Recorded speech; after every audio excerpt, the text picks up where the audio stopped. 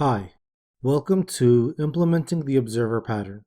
In this section, we are going to take a look at FOMO or fear of missing out, common issues in updating objects, staying notified and updated, and finally, implementing the observer pattern with Kotlin.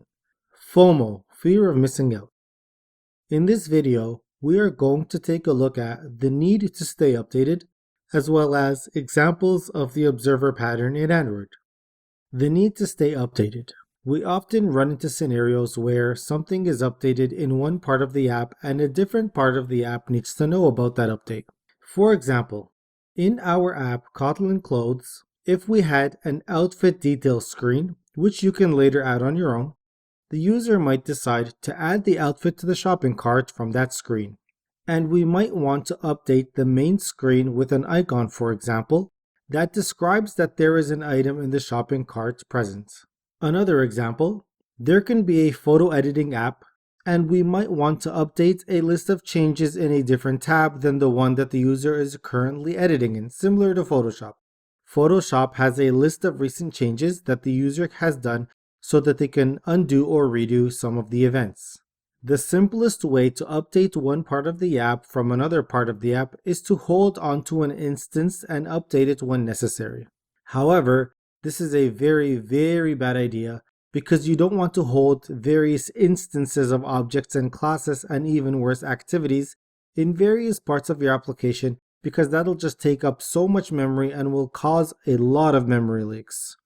Imagine our shopping cart, which is a singleton, so it lives on for the life cycle of the entire application. Imagine if the shopping cart was holding onto an instance of main activity, or even worse, if it was holding onto an instance of the outfit detail screen, in which many instances of the detail screen can be opened and closed throughout the life cycle of the application.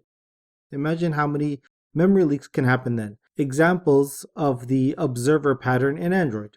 Android uses the observer pattern in many places throughout its operating system. These include many listeners, such as the often used on-click listener, on-long-click listener, even things like on-scroll for the scroll listener, and any other type of listener that you can think of uses the observer pattern.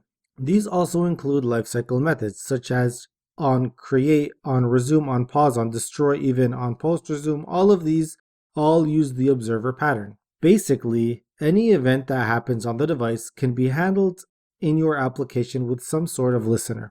Even the device starting up, losing a network connection, or the device rotating, these can all be listened to using a broadcast receivers.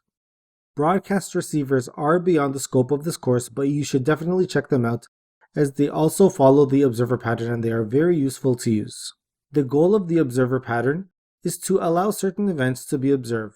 You will have an observer and an observable. The observer observes the observable for any changes so that it can react accordingly. Taking the on-click listener, for example, when you register an on-click listener to a view in your UI, how do you think this code gets called? It gets called because when the user touches the screen, an event is triggered in the Android operating system. And Android detects that the part of the screen that was touched has a view, you placed a view in it in your code, and so that view is detected to have an on-click listener registered to it. Once that is all detected, the callback can now be invoked and your click code can be run safely. This may seem overwhelming and complex, but I assure you, implementing the observer pattern is actually very simple, as we'll see in these subsequent videos.